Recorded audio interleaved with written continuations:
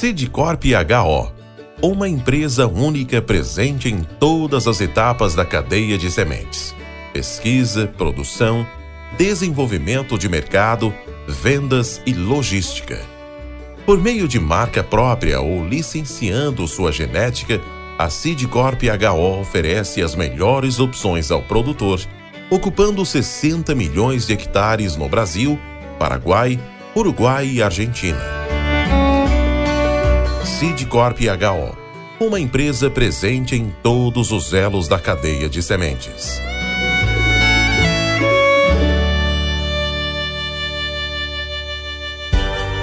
Você está no podcast Academia do Agro, dedicado à competitividade do agronegócio brasileiro, com abordagem de temas que fazem parte do seu cotidiano, trazendo dicas e sugestões para o seu trabalho. Vamos juntos!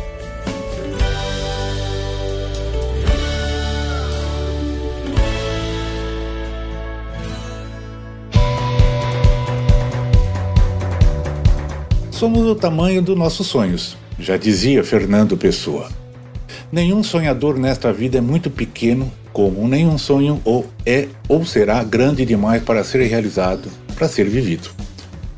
Logo no início da sua jornada, Luiz Batista percebeu que a busca pelo conhecimento deve ser uma constante na vida do homem e que conhecer e desenvolver as habilidades empreendedoras é fundamental para o sucesso das suas atividades e no futuro do seu negócio. Afinal, para fazer sentido, seu trabalho e ações precisa estar alinhado às necessidades do produtor rural e, de fato, resolver problemas reais na vida das pessoas. Um outro grande aprendizado foi que, às vezes, é necessário tomar porrada da vida para acordar, para aprender, e às vezes é necessário fazer coisas para ver que aquilo é errado, de verdade. E com o tempo, você vai aprender com isso. Se o representante comercial, vendedor ou profissional é responsável pelas vendas, é imprescindível que ele apresente bem o produto. Mostre que tem conhecimento sobre ele, sobre a posição dele no mercado, de como ele deve ser usado e de qual faz parte e, principalmente, que tipo de solução o produto representa para os eventuais problemas que o produtor rural tem em sua propriedade.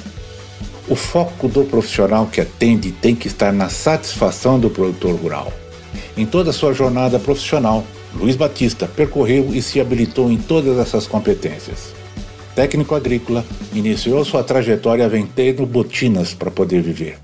Foi agrimensor, assistente de pesquisa no IAC, passou por grandes corporações do setor agrícola na área de pesquisa e produção, como também amassou muito barro trabalhando como um exemplar representante profissional de vendas, sendo atualmente produtor rural. Para quem não existe tempo ruim, seja debaixo de sol forte ou temporais, é uma pessoa que faz valer sua força e sua dedicação. Vem comigo. Podcast Academia do Agro.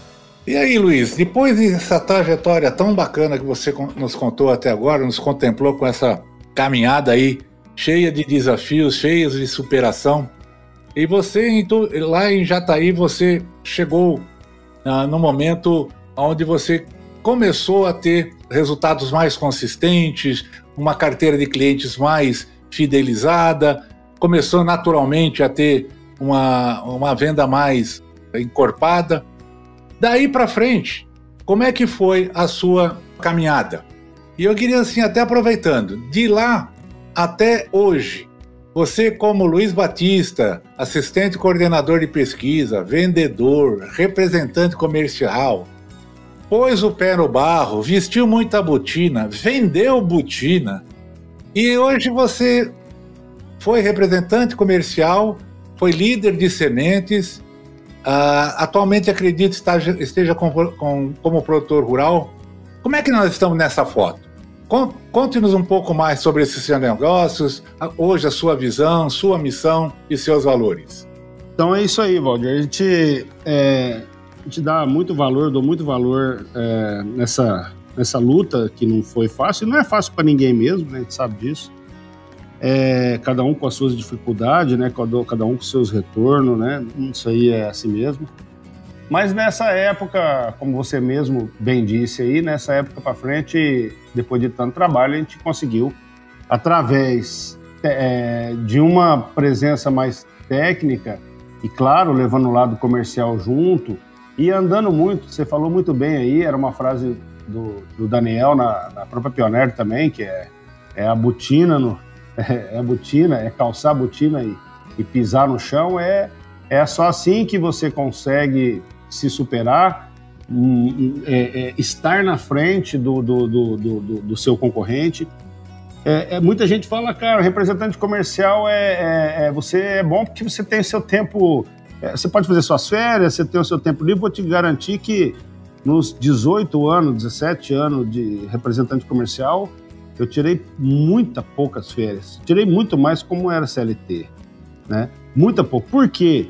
Porque eu era muito ligado no meu negócio. Eu tinha medo de eu sair e um cara da Monsanto lá no meu lugar lá e falar uma coisa que, ou então no momento de vender, ou então no momento de olhar um híbrido, ou deixar o cliente lá abandonado e ele fazer um fungicida, ou não fazer, ou fazer na época errada, ou não controlar uma lagarta, ou fazer o nixofuron misturado com colocando ureia ou organofosforado, que vai dar problema no meu híbrido. Ou seja, eu tinha medo de acontecer alguma cagada. Então, eu fazia o pré-venda ali, trabalhava com meus clientes tecnicamente, fazia muita reunião, sempre que terminava uma safra, juntava os resultados, via os problemas que acontecia na safra, fazia reunião com o agrônomo e com alguns produtores, os grandes produtores que a gente reunia médios, pequenos, em forma de grupos. Então eu fazia esse bate-papo, esse debate.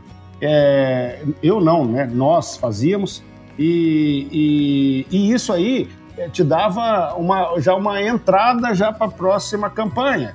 Então, assim, na igualdade, na similaridade de produtividade ou de preço, eu nunca deixei, claro, só se for muito distante, mas uma similaridade de preço do teu produto e de competitividade de produtividade, vamos supor, no mesmo patamar, ou quase no mesmo patamar, dificilmente eu perdia, por causa exatamente desse outro contexto, de estar presente, do agricultor falar assim, cara, vou ter que comprar dele porque eu preciso dele aqui. Então, a gente tem que ter, na minha humilde opinião, a gente tem que estar ligado, por isso que eu não tirava férias, que eu ficava com medo de abandonar. E aí é quase que o ano inteiro desse jeito. Eu ficava com medo de abandonar, que seja por uma semana, que seja por um mês esquece. O máximo que saía é uma semana aí, ia para Guaranésia, e às vezes ou quando ganhava algum prêmio da Pioneer, ou viagem de convenção, que a gente saía. Mas eu tirei muito menos férias do que como se fosse por estar ligado do meu negócio. Comecei a investir muito mais do que eu já investi quando eu não tinha dinheiro. Aí que eu comecei a ganhar o dinheiro, que comecei a vender, comecei a investir em mais reuniões, investi em mais dia de campo, investi em você falava, a Pioneer tinha um tal do concurso de placas, né? Eu ganhei alguns, mas eu não fazia para ganhar concurso, eu fazia porque quando o agricultor passava nos 120 quilômetros de perímetro da área que eu atendia, e ele via 80% de placa uma em cima da outra, aí eu tenho certeza que quando ele dormia, aquelas placas vinham no escuro, quando ele fechava o olho, vinha no escuro aparecendo na mente dele. Porque ele não via outra coisa. Não via outra coisa. Tanto é que teve até um momento ali que você lembra muito bem, que o cara da Singenta, o Jair Barraque, ele era representante da NK. Quando eu comecei, né, lá, eu acho que estava no segundo ano ali de comercial, e tinha uma lavoura na beira da BR, da 364 ali, e era Pioneer. E ele estava perdendo muito espaço, a NK estava perdendo muito espaço. E ele era muito antigo lá. Os agricultores o consideravam muito, né? Ele era uma referência. E ele começou a perder muito espaço e um momento ele foi lá e quebrou uma placa. A gente tinha acabado de colocar as placas, eu também colocava ali, ajudava os meninos, eu estava sempre colocando, ia ajeitando, olhava. Eu não colocava a placa por colocar. Eu colocava a placa de maneira que eu passava no asfalto umas 3 vezes para olhar se eu conseguia ler, se eu conseguia visualizar. Eu não colocava por colocar, eu colocava para alguém que passar conseguisse ler. Hoje a gente vê algumas placas, até hoje vê, você passa, você tenta ver o que tá sendo sinalizado e não consegue ler, porque é mal colocada. Então, coloca por colocar. Não, eu colocava para quem estivesse passando ler o que eu queria. Estava escrito, seja o nome do híbrido, seja aquela frase bem forte, aqui tem Pioneer, né? Então, era isso. E esse cara ficou mordido. E essa reação dele, para mim, foi ótimo. Eu ganhei de presente. Porque nós acabamos de colocar uma placa e ele apareceu lá, perguntou para o meu auxiliar onde eu estava. Ele falou, tá lá na rodovia, mas tá lá embaixo e tal. Tá tudo bem com vocês? Tá tudo bem. Meu auxiliar saiu dali, ele foi lá, derrubou, mandou o outro cara, ele e o outro cara derrubou. Era carburo de 4 metros ainda, pra você ter uma ideia. Ele foi lá e derrubou uns 3.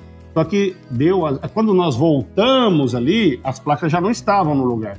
Aí nós entramos e aí o celular dele, achamos o celular dele, deixou cair o celular perto de uma das placas que ele derrubou. E a gente estava numa convenção. Logo depois... Não, minto. Essas placas, quando ele perdeu o celular, essa é uma outra história. Desculpa. Estou me confundindo aqui. É uma outra história que ele derrubou, nós voltamos, nós erguemos. Depois ele continuou fazendo isso. Numa dessas ele perdeu o celular, meu auxiliar estava lá. E nós estávamos em reunião, numa convenção, não me lembro onde. Eu sei que o Daniel Glatt estava na sala. E aí o meu auxiliar me ligou. Me ligou desse número que achou o celular dele. Aí, naquela época, aquele celular Motorola de abrir. Aí, eu falei, alô, saí da sala para atender, achei que era algum agricultor, alguma coisa. Meu auxiliar falando, Rondinelli, que era meu auxiliar, falando, achei esse celular aqui, no pé da placa aqui. Eu acabei de colocar um monte de placa, fui para outra rodovia, quando eu voltei aqui, tudo no chão e o celular aqui. Esse celular estava aqui. E eu vi, e eu conversei, estava conversando na área do Delmir Gobi, estava conversando com o Delmir Gobi, o tal do Jair Barraque. Vê se o celular é dele. Eu liguei na Rural e perguntei lá para quem atendeu, eu queria o telefone do Jair Barraque. Aí me deram esse telefone. E conferi, era o mesmo que tinha ligado para mim. Aí eu falei, Daniel, como é que nós vamos fazer? Aí foi aquele alvoroço, eu falei, liga pro diretor da Singenta aí, vamos fazer. Eu tenho que fazer um barulho nisso aí. Aí, beleza e tal. E aí eu demorei uma semana para entregar o celular para ele. Fiquei esperando mais informações para ver como é que eu ia proceder. Aí ninguém falava nada, não, devolve o celular para ele lá, não cria confusão não. Eu falei, mas uma confusãozinha eu vou criar. Não muito não, mas um pouquinho. Aí tinha uma feira do milho em Jataí. Aí eu fui lá nessa feira. Liguei para ele já estava com outro aparelho, né? Eu tinha passado o número para outro aparelho. Liguei para ele, ele atendeu. Eu falei, aqui é o Luiz da Pioneer. Bom. Deixa eu te falar, eu tô com um celular seu aqui para te entregar, eu queria saber onde que eu posso te entregar. Ele falou, vem aqui na Feira do Milho. A Rural tinha uma stand lá, um stand. Era noite, tardezinha à noite. Aí foi eu e o Sadi Palharini. O Sadi nem gosta de briga, né? Que você conhece ele. Aí ele falou, vamos lá que eu vou pegar o celular e vou quebrar a cara dele. Eu falei, não. Aí eu tinha que conter o Sadi também, porque ali era doido, né?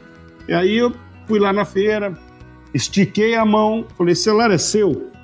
Ele falou, o Jair Barraque falou, é.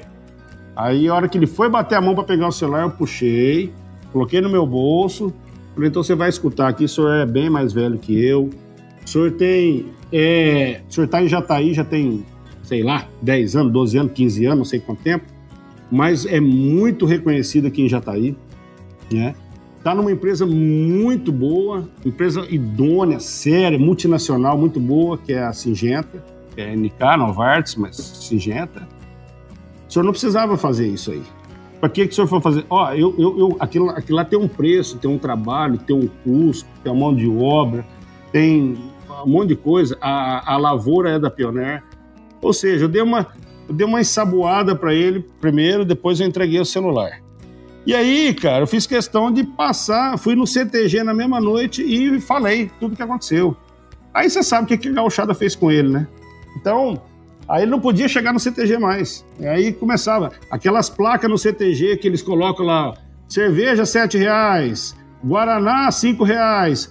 Quando o Jair chegava perto, os caras falavam, cuidado com a placa, o Jair pega, o Jair derruba, o Jair... Então, e virou piada lá na região. Bom, mas aí, você foi abrir um parênteses aí, porque foi um acontecido. Aí vieram outros acontecidos na região, e aí sim, eu estava trabalhando muito com os agrônomos, com os grandes produtores, fazendo projeto para eles, trabalhando muito mais do que um simples vendedor, isso que eu sempre quis fazer. Se é uma coisa que eu li numa frase escrita lá no Carver Center da Pioneer, nos Estados Unidos, que essa frase eu me identifiquei muito com ela, que a frase é mais ou menos assim, quando você faz alguma coisa comum de uma forma incomum, você vai estar chamando a atenção das pessoas, né? Então, para mim, uma tarefa comum eu tentava fazer de uma forma incomum. para isso se tornar diferente. Não queria fazer a mesma coisa, né? Tanto é que a primeira semana de campo da Pioneer, nós fizemos em Jataí. Porque a gente fazia você lembra muito bem aqueles eventos grandes que a gente fazia? Você ficava 15 dias arrumando uma área para receber em meio-dia. E muitos clientes, naquele momento, às vezes, naquele dia, naquele exato momento, não podia ir, então você perdia uma estrutura. Então, o que eu pensei? Isso foi em 2008, 2009. Vou pegar uma área na beira da rodovia, de fácil acesso, para fazer tipo um drive-thru.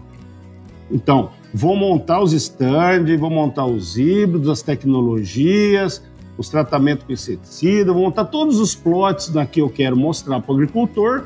Nós vamos deixar tudo muito bem feito, muito bonito, só que nós vamos ficar uma semana. Então, a gente vem para casa 8 horas da manhã, a gente traz o café, aqui não tem almoço, a gente traz o café, à tarde geralmente a gente levava um churrasquinho para fazer lá, meio improvisado e tal. E o agricultor fala, não posso ir hoje, Luiz, então vem na volta da fazenda. Ah, hoje não dá, vem amanhã, estou em Goiânia, vem depois da manhã, eu estou a semana inteira. E com isso nós começamos a peguei praticamente todos os agricultores, de uma forma até melhor, porque em grupo, muitas das vezes, você está falando alguma coisa, você está tentando passar alguma informação e 10% está prestando atenção no que você está falando, os outros 90% estão conversando entre si, e você não vai toda hora chamar, como diz o Mineiro, dar o pito no agricultor, né? Dar um pito nele, não vai. Então, vai chamar atenção, então você sabe que a tua informação não vai ser muito, num grupo grande, vai ser pouco acessada. E num grupo pequeno, de 1, de 2, que chegava lá, aí sim, você tinha um tratamento VIP. Você passava tudo que você queria passar para 1 ou 2. Isso foi uma marca, foi um marco. Então a gente foi, ao longo do tempo, depois que você começou a ter os agricultores mais próximos, os agricultores sendo recíprocos com você, aí a gente começou a criar outras coisas, para não ficar na mesmice do visita, volta, volta, visita, volta, solta um plantio, tarana. E as coisas também foram evoluindo. E hoje em dia, se falar que eu vou fazer o que eu fazia há 15 anos atrás, eu não vou rapar nada, né? Então, tem que evoluir também no trato com o agricultor. Agora, uma coisa não vai mudar, que é você saber o que você faz. Eu estou numa empresa, eu tenho que saber de tudo dessa empresa, eu tenho que ter todas as informações, porque no mundo globalizado e no mundo que nós estamos hoje de tecnologia e informações rapidíssimas, às vezes... muitas das vezes, eu vejo isso hoje como agricultor, o vendedor e aquele que ainda vai para o campo, que hoje está muito no celular, mas aquele que ainda vai para o campo, muitas das vezes ele sabe bem menos do que o agricultor. Isso é muito ruim. Então você tem que levar uma informação, você não vai lá para aprender com o agricultor, você vai lá para auxiliar, para ajudar o agricultor. Então você tem, hoje em dia você tem que estar muito mais, vamos falar assim, mais apto para essa modernidade, mas sempre estando ao lado do agricultor, que isso não vai mudar de forma nenhuma. A gente falava muito na época de campo, botina, do lado do agricultor. Eu via muitas vezes, da concorrência também, eu olhava muito o que a concorrência fazia, não adianta, tinha muita gente, muitos nomes que passaram na minha vida profissional comercial, que ia muito para o campo.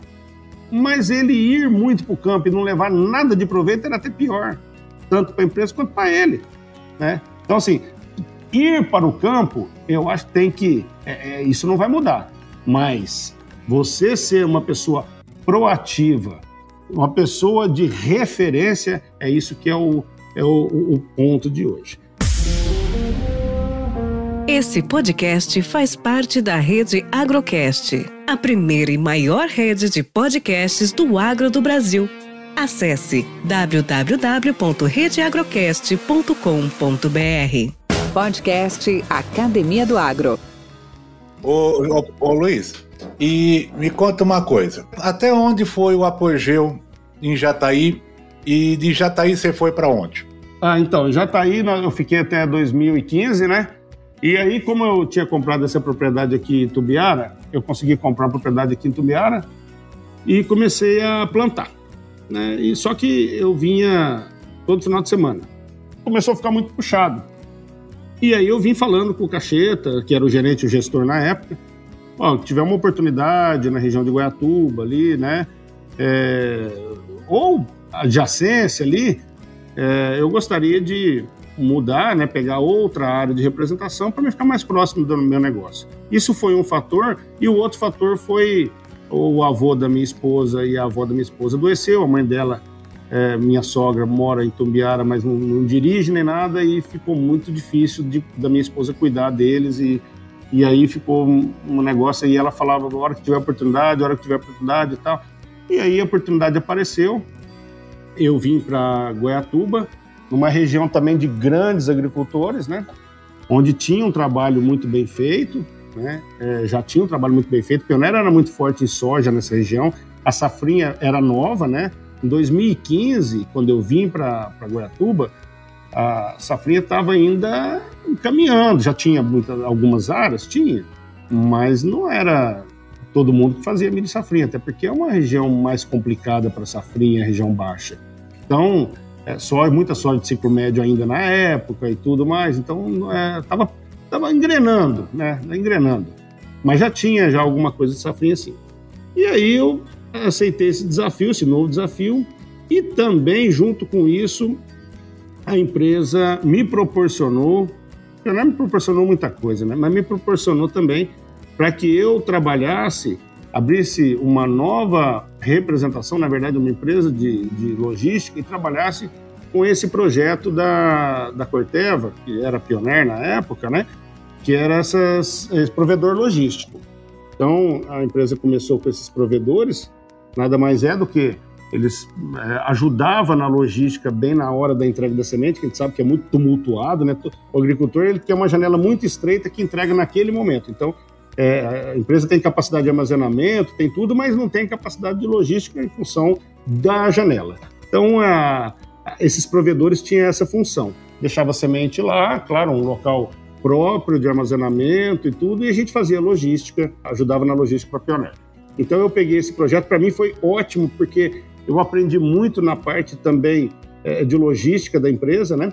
E isso aí me ajudou bastante a entender as dificuldades, questão de burocrática dessa parte de logística. Então, fui trabalhando ali na área comercial, como representante comercial, logística e a lavoura.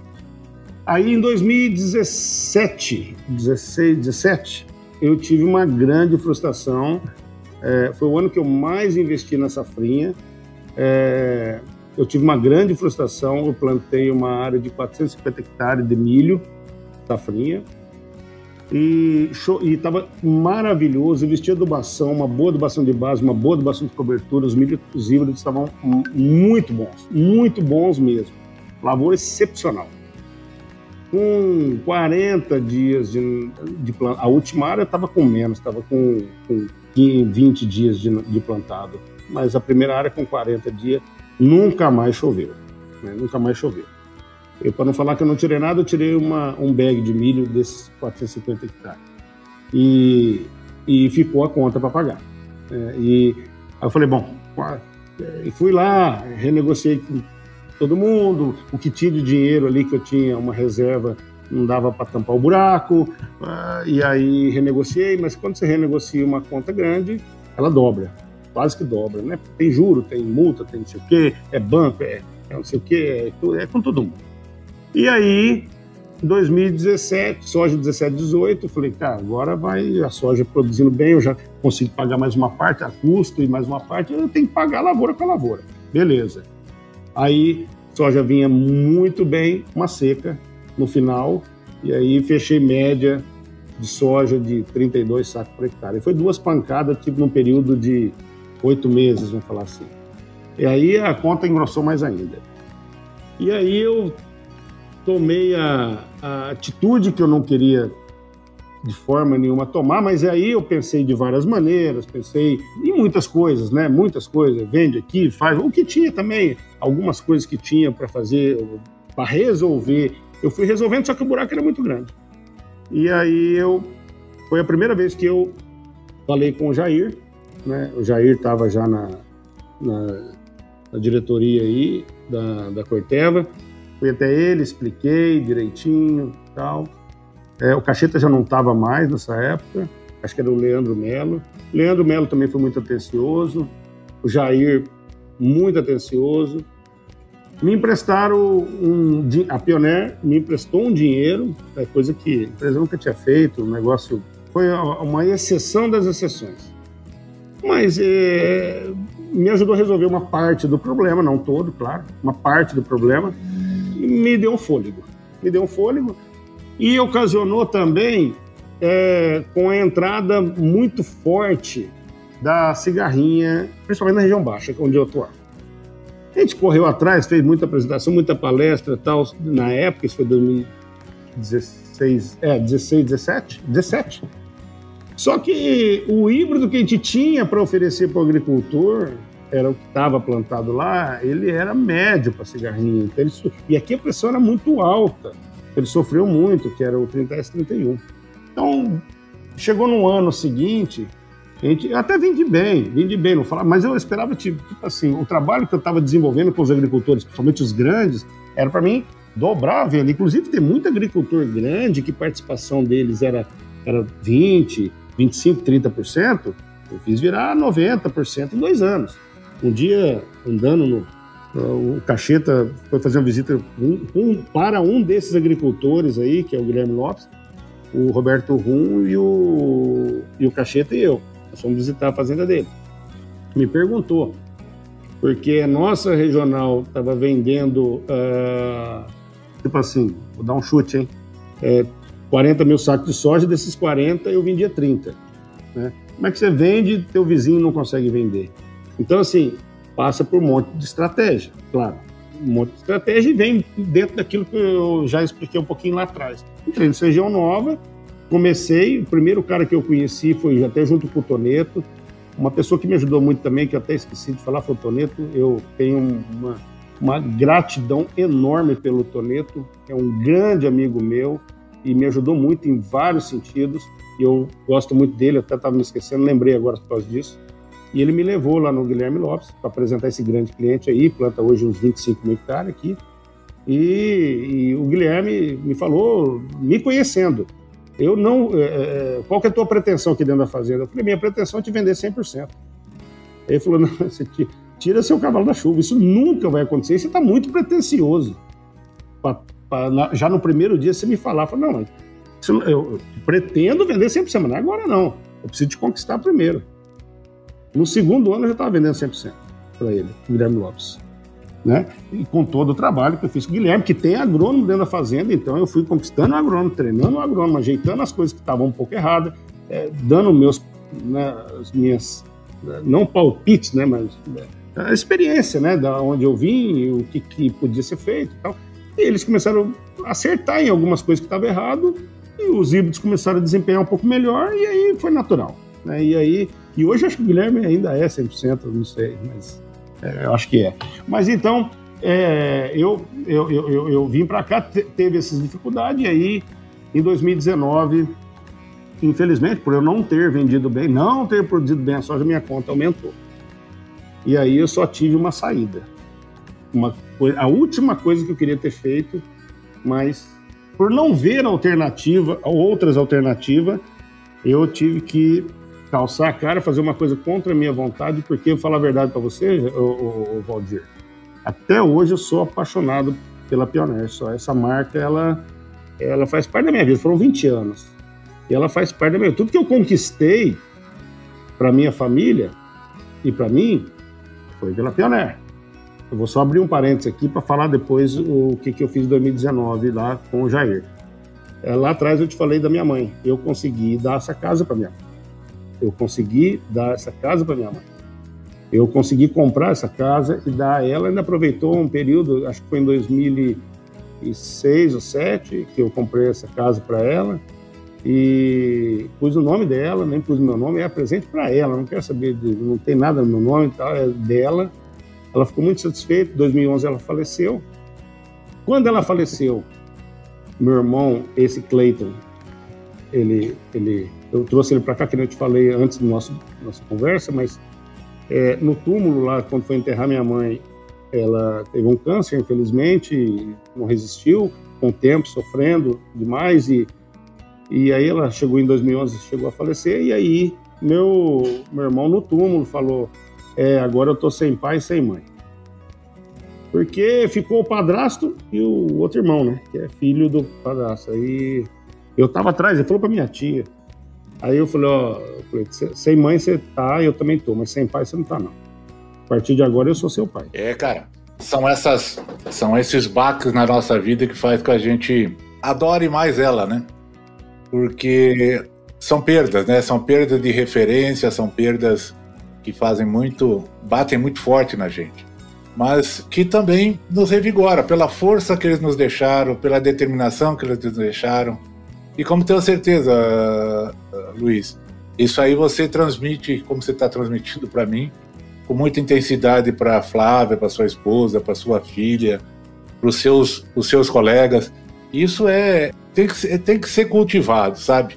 Esse sentimento. Então, cara, é doído, né? Eu também já não tenho nem papai, nem mamãe do meu lado, já se foram também, mas deixaram, né? Deixaram isso aí para nós, esse legado e essa força, né, de superação. Claro, Valdir. Mas me fala uma coisa, Luiz. E aí, você teve um encerramento aí com a Pioneer em função dessas dificuldades. Isso. Mas eu sei que você também foi para outro grande projeto, né? Isso. Que então foi da Nortox. Como é que foi isso? Isso. Aí eu pedi o Jair, a Pioneer, através do Jair, foi muito solícito, me ajudou bastante, acertou comigo tudo direitinho, né? Foi legal. Usei esse recurso para pagar as minhas contas e aí eu dei uma aliviada, né? E isso foi em março de 2019, eu acho. E quando foi em abril de 2019, o Risse, eu sempre conversei muito com o Risse, né?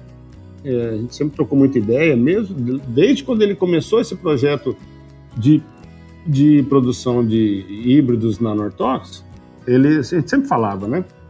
Ele sempre me perguntava, eu também perguntava muita coisa para ele perguntava sobre o mercado, isso, aquilo, outro, eu arrumava área para ele aqui, eu mesmo estando na Pioneer, arrumava uma área para ele fazer um ensaio, até na minha área mesmo, em outras áreas e tal. Sempre, o Risse é uma pessoa também, a gente vai lembrando, vai falando, vai lembrando, né? O Risse é uma pessoa também que eu tenho muita gratidão, uma pessoa que eu gosto muito e eu me dou muito bem com ele.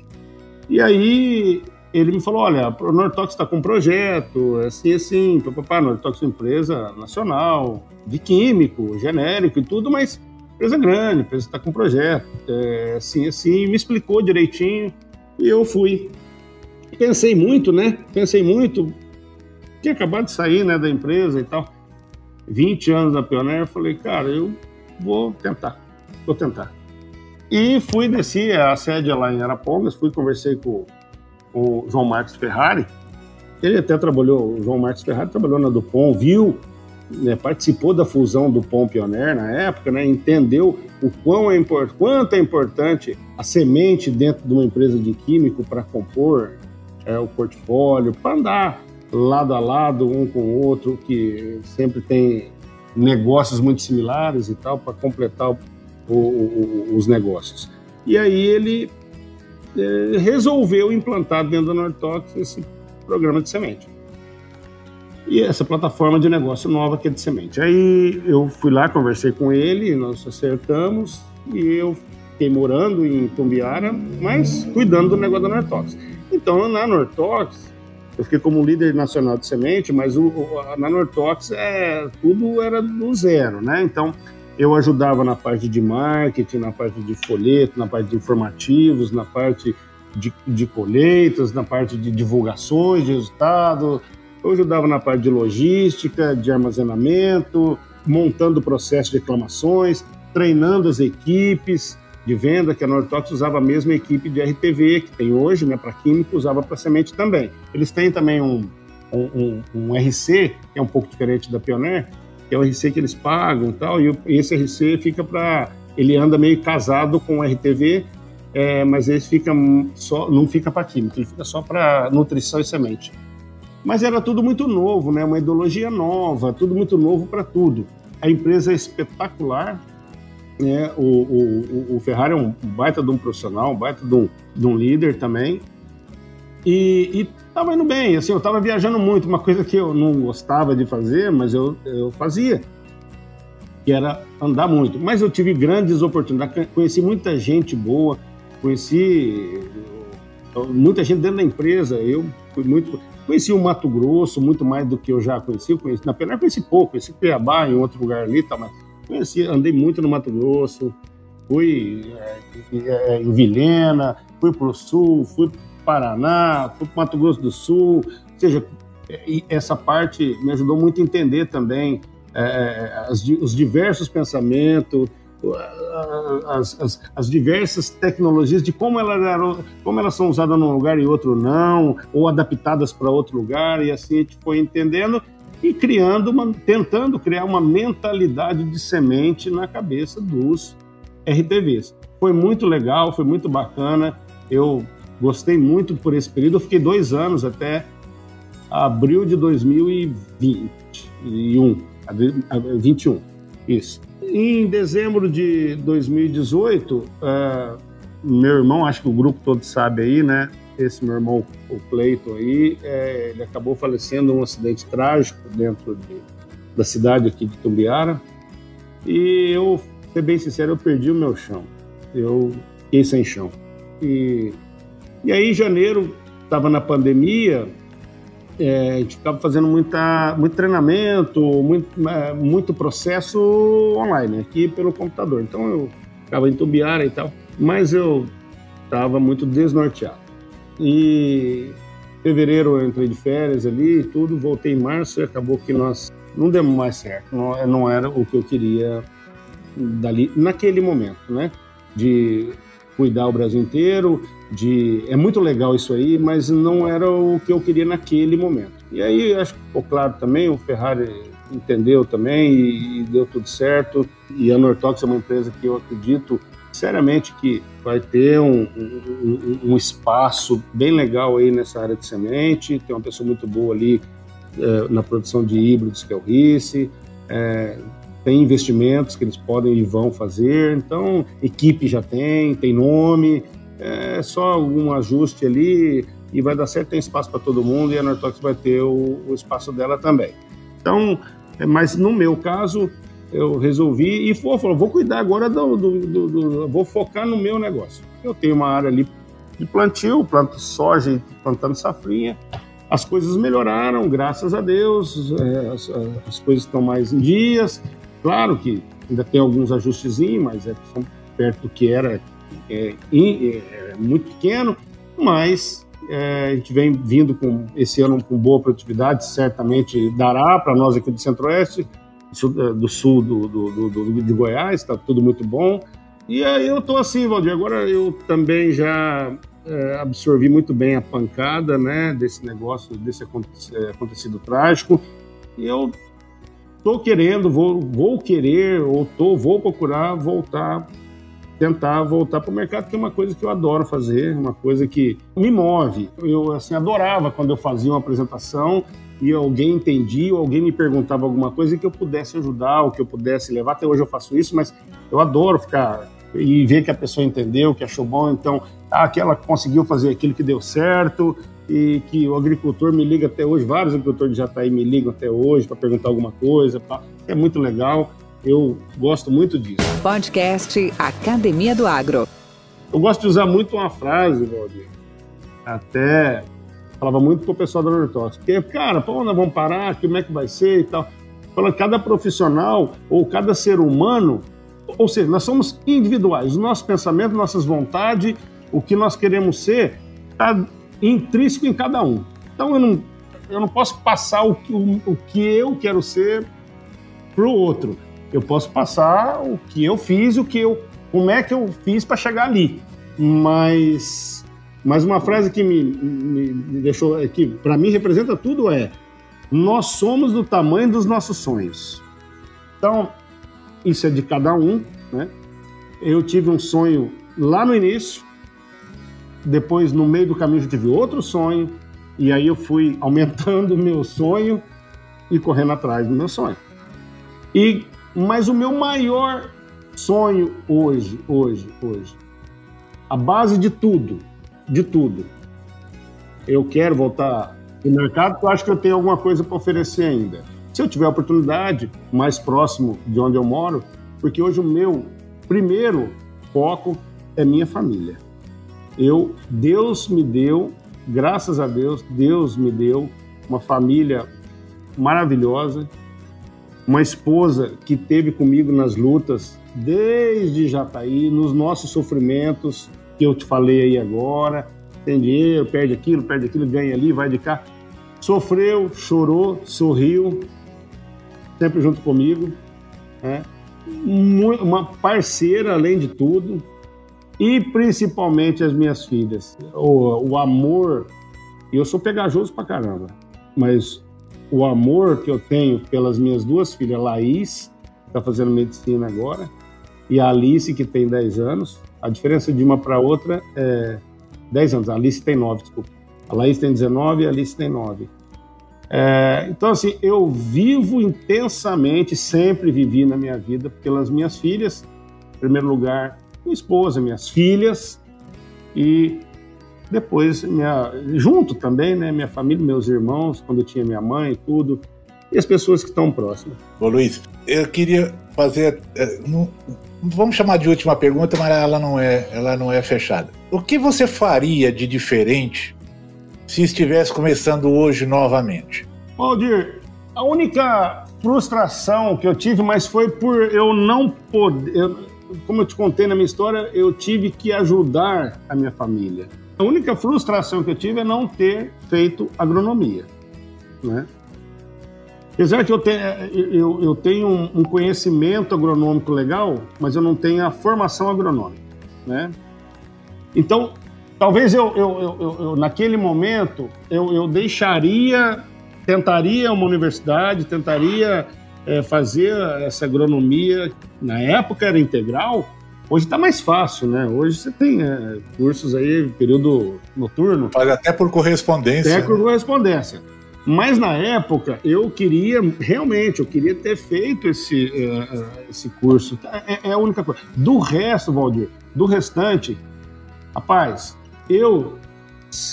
ser bem sincero contigo, se eu for embora amanhã para outro plano, tudo que eu desenhei, o que eu combinei comigo mesmo de fazer para mim e para as outras pessoas, eu fiz. Ajudei muita gente na minha volta, não só meus parentes, ajuda até hoje. E a maior virtude de um ser humano é ajudar.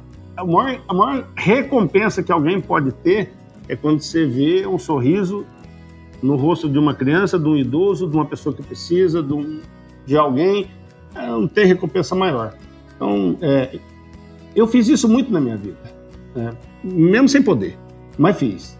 Agora, eu falava, o que você mudaria? Então, a única coisa que eu vejo hoje, que eu tentaria, de alguma forma, naquela época eu não tinha condição, porque eu tinha que ajudar, mas eu tentaria fazer uma agronomia, né? Apesar que, talvez alguma outra coisa que eu não estou lembrando agora, mas assim, isso é uma frustração que eu tenho. Essa é uma frustração que eu mudaria. E a outra coisa, Luiz, o que... Até agradecendo muito todo esse seu depoimento, muito, muito intenso, muito emocionado, isso é muito bacana mesmo, tá?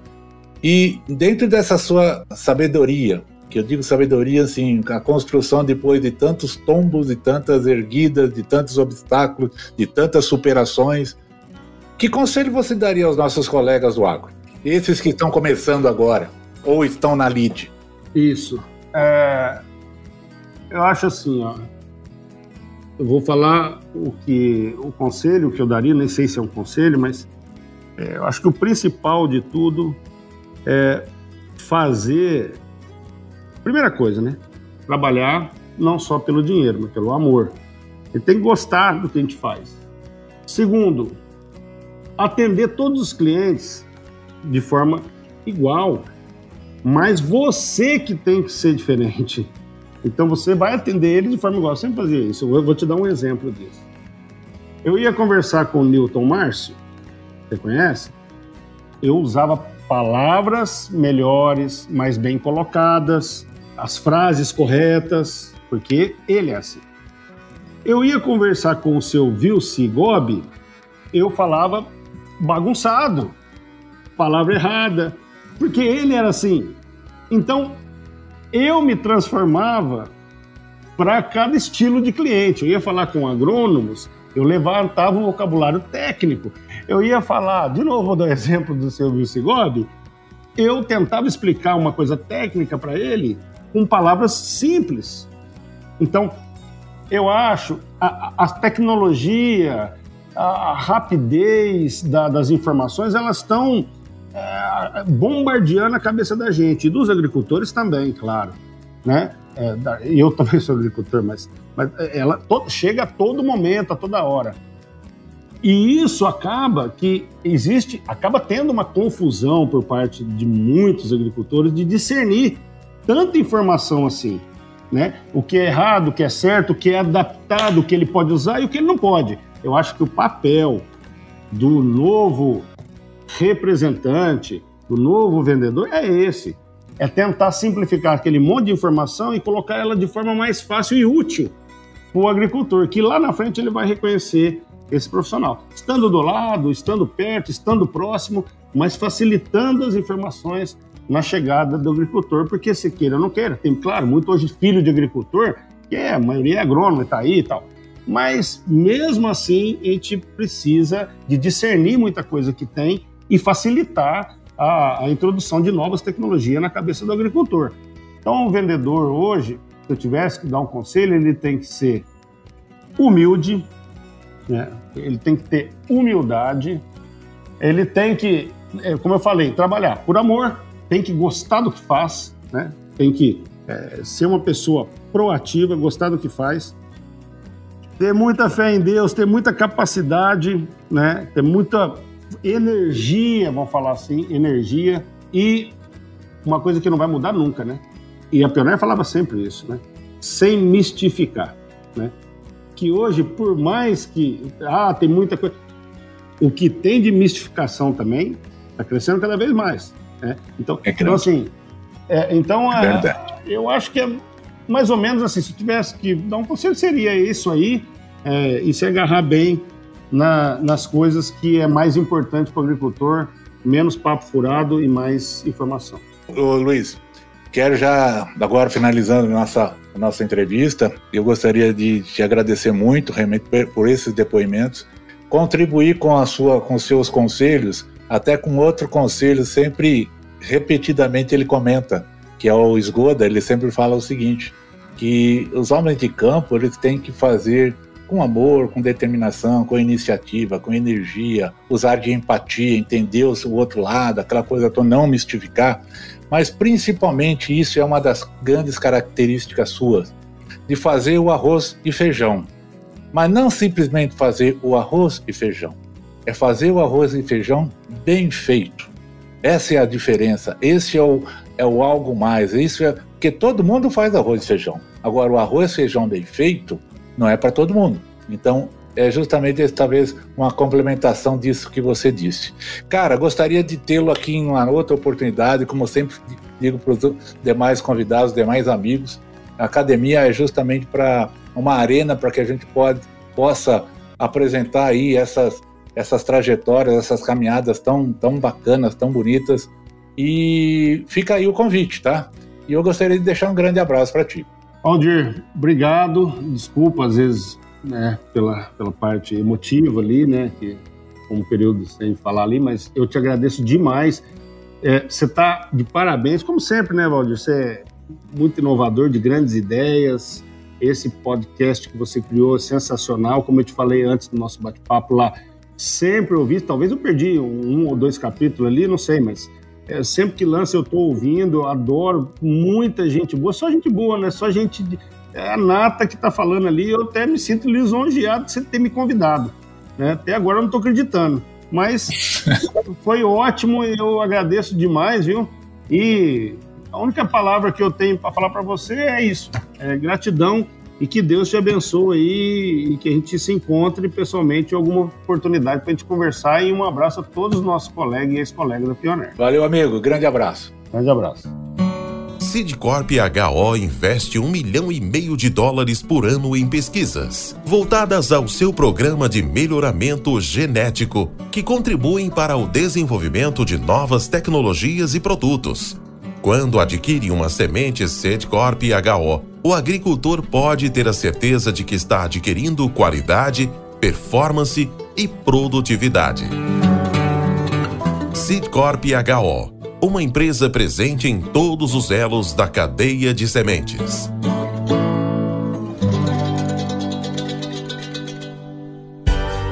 Com temas expressivos e dinâmicos, esse intercâmbio semanal visa oferecer um melhor desenvolvimento em suas habilidades profissionais e nas atividades e práticas do seu cotidiano.